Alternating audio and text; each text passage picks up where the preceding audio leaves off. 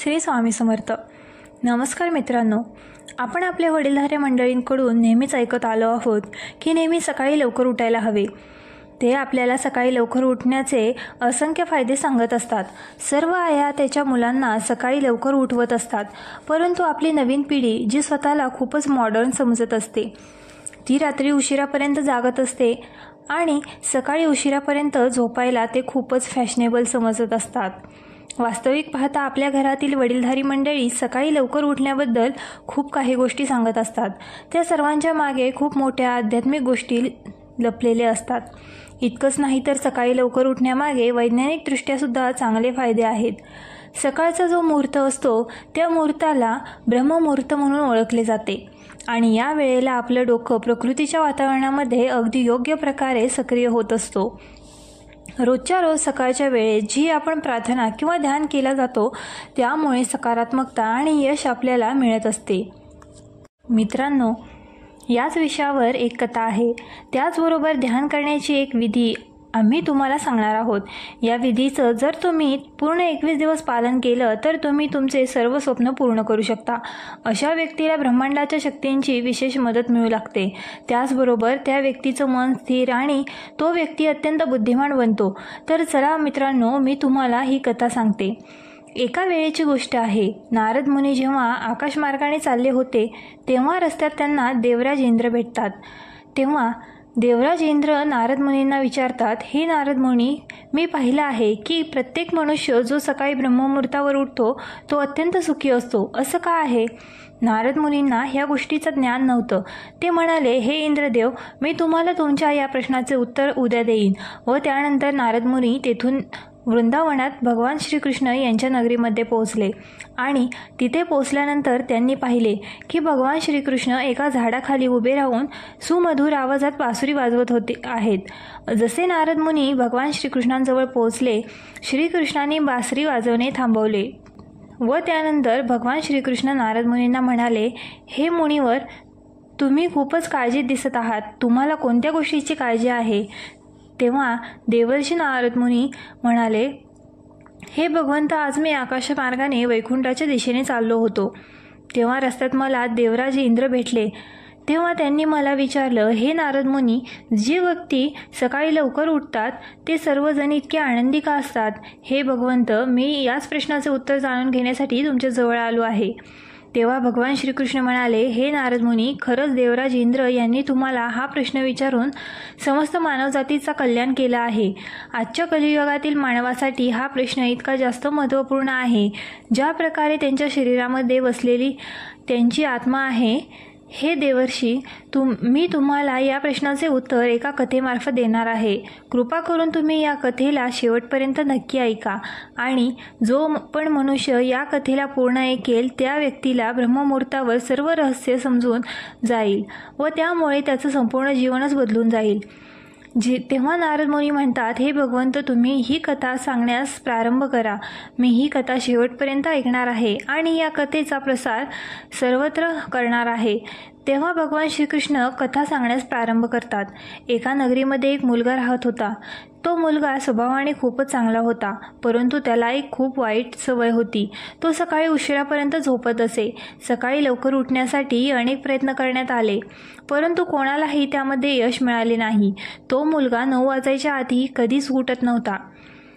जेव्हा तो बालक होता तेव्हा त्याच्या परिवारातील लोकांनी विचार केला की जेव्हा हा मोठा होईल, समजूतदार होईल, तेव्हा त्याच्या ह्या सवयीमध्ये सुधारणा होईल. परंतु तो मुलगा जसजसा मोठा होत गेला त्याची ही सवय आणखीन वाढत गेली. किती काही झालं तरी तो मुलगा सकाळी लवकर उठत नव्हता. त्याच्या वडिलांना मुलाच्या ह्या सवयीची खूप जास्त चिंता वाटू लागली होती. त्या मुलाला असंख्य अशा नकारात्मक शक्तींनी घेरलं होतं. तो सर्व लोकांना उलट उत्तर करत असे, दिवसभर उदास राहत असे आणि यामुळेच याचा परिणाम त्याच्या स्वास्थ्यावर सुद्धा पडत होता. जेव्हा त्या मुलाला या गोष्टीची माहिती झाली की त्याचे सर्व मित्र यशस्वी झाले आहेत, तेव्हा तो आणखी जास्त दुःखी झाला आणि देवाला दोष देऊ लागला. तो सारखा म्हणायचा की माझे नशीबच खराब आहे. परंतु त्याच्या वडिलांना हे खूप चांगल्या प्रकारे माहीत होतं की त्या मुलाच्या असफल होण्यामागचे कारण काय आहे. मित्रांनो, भगवान श्रीकृष्ण म्हणतात, हे नारद मुनी, एका दिवसाची गोष्ट आहे. त्या मुलाच्या वडिलांना एका साधूबद्दल माहिती पडलं. तेव्हा ताबडतोब मुलाची ही समस्या घेऊन त्याचे वडील त्या साधूजवळ पोहोचले. वडिलांनी त्या साधूला खूपच विस्तारपूर्वक मुलाच्या सवयीबद्दल सांगितलं. तेव्हा त्या साधूने मुलाच्या वडिलांना सांगितलं, तुम्ही उद्या तुमच्या मुलाला घेऊन माझ्या आश्रमात या. त्यानंतर वडील घरी निघून गेले.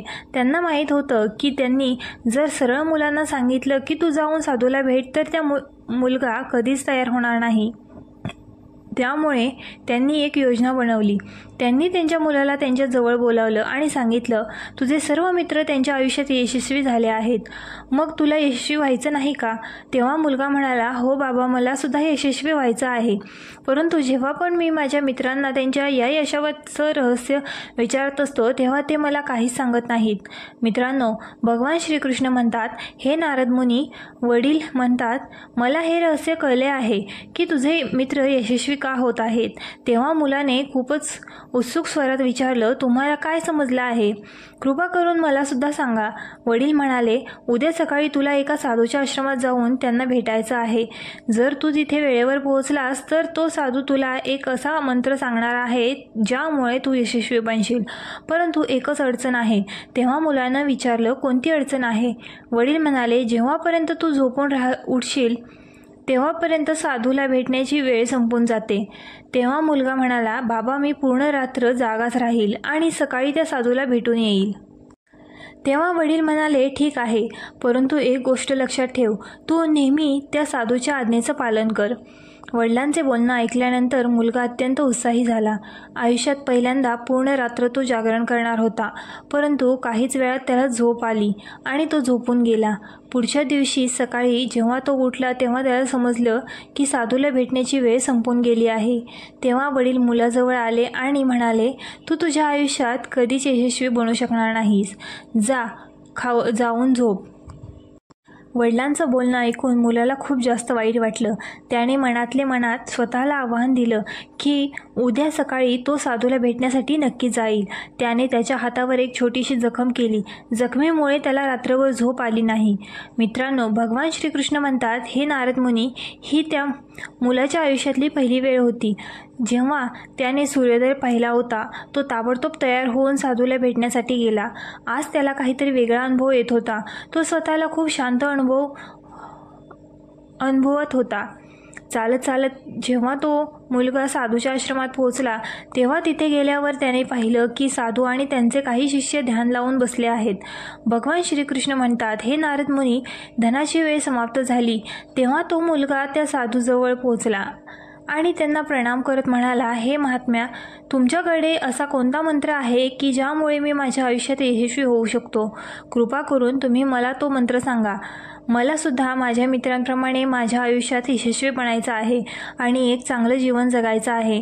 मित्रांनो, भगवान श्रीकृष्ण म्हणतात, हे नारद मुनी, ते साधू हसले आणि म्हणाले, अच्छा, तर तू तोच बालक आहेस. तुझे वडील मला भेटण्यासाठी आले होते आणि त्यांनी तुझ्या विषयात मला सर्व काही सांगितले आहे. मी तुला तो मंत्र नक्की सांगितला असता, परंतु मुलाने जेव्हा परंतु हा शब्द ऐकला तेव्हा तो घाबरला आणि त्याने विचारलं, परंतु काय गुरुदेव? मित्रांनो, भगवान श्रीकृष्ण म्हणतात, हे नारद मुनी, तेव्हा साधू म्हणाले, मी तुला तो मंत्र नक्कीच सांगेन, परंतु पुढचे 21 दिवस तुला ह्या तुझ्या आज्ञेचं पालन करावे लागेल. मी तुला तो मंत्र 21 दिवस झाल्यानंतर सांगेन. तेव्हापर्यंत मी तुला जे काही कार्य सांगेन ते सर्व कार्य तुला करावे लागतील. जर मी सांगितलेल्या या कार्यामध्ये तू असफल झालास किंवा तुला संकल्प तुटला तर त्या मंत्राचा काहीच परिणाम होणार नाही. दृढ निश्चय करून तो मुलगा म्हणाला, मला तुमच्या सर्व आज्ञा स्वीकार आहेत. पुढच्या 21 दिवसांसाठी मी तुमचा दास आहे. तुम्ही जे काही म्हणाल ते सर्व काही मी करेल. मला फक्त तो मंत्र जाणून घ्यायचा आहे. मित्रांनो, भगवान श्रीकृष्ण म्हणतात, हे मुनीवर साधू म्हणाले, ठीक आहे, उद्यापासून तुझं कार्य सुरू होईल. तू याच आश्रमात निवास करशील. तो मुलगा साधूच्या त्या आश्रमात निवास करण्यासाठी तयार झाला. साधू पुढे म्हणाले इथे तुला ब्रह्ममुहूर्तामध्ये उठावे लागेल आणि जसे बाकीचे शिष्य करत आहेत त्याचप्रमाणे तुला ध्यान आणि तप करावे लागेल. त्याचबरोबर आश्रमाच्या कार्यांमध्ये तुला मदत करावी लागेल. लक्षात ठेव, हा संकल्प कधीच तुटू नये. मित्रांनो, भगवान श्रीकृष्ण म्हणतात, हे देवर्षी मुलाला त्या साधूंच्या सर्व गोष्टी पटल्या. पुढच्या दिवसापासून त्याच्या कार्याच्या दिवसाची सुरुवात होती. त्यावेळेला त्या मुलाने खूप दृढनिश्चय केला होता, परंतु एका आठवड्यातच त्याचा तो दृढनिश्चय तुटून गेला आणि तो 8व्या दिवशी उशिरापर्यंत झोपून राहिला. जेव्हा त्याला जाग आली तेव्हा त्याला समजलं की त्याच्याकडून खूप मोठी चूक घडली आहे. तो रडत रडत साधूजवळ पोहोचला आणि म्हणाला, हे गुरुदेव, माझा संकल्प आज सुटला आहे.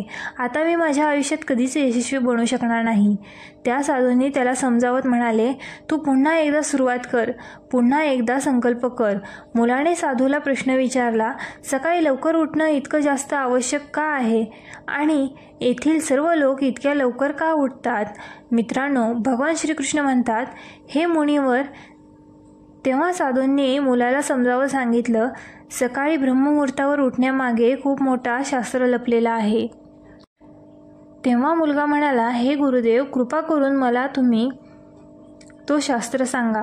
तेव्हा ते साधू म्हणाले, रात्रीला 4 प्रहरांमध्ये वाटले गेले आहेत. पहिला रुद्रकाळ, ज्याची वेळ संध्याकाळी 6 वाजल्यापासून रात्री 9 पर्यंत असते. दुसरा राक्षस काळ, याची वेळ 9 वाजल्यापासून 12 वाजेपर्यंत असते. आणि तिसरा गंधर्व काळ, याची वेळ रात्री 12 वाजल्यापासून सकाळी 3 वाजेपर्यंत असते. आणि सर्वात शेवटी जो प्रहर येतो त्याला मनोहर काळ असे म्हणतात.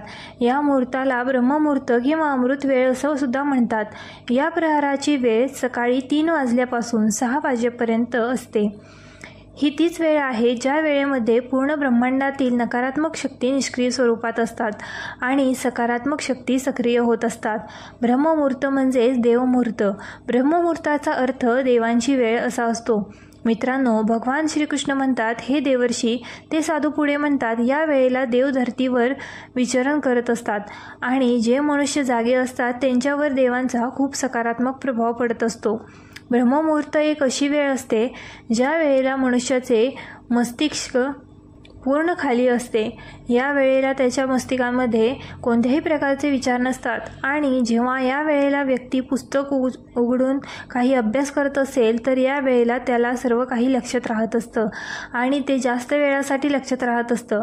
ही अशी वेळ आहे ज्या वेळेला आपण ध्यानाला समजण्याचा प्रयत्न करत असतो आणि म्हणूनच या आश्रमातील सर्व लोक आणि या संसारातील सर्व ज्ञानी लोक ब्रह्ममुहूर्तावर उठत असतात. व्हिडिओ आवडल्यास आपल्या ग्लो मराठी चॅनलला लाईक, शेअर आणि सबस्क्राईब करायला विसरू नका.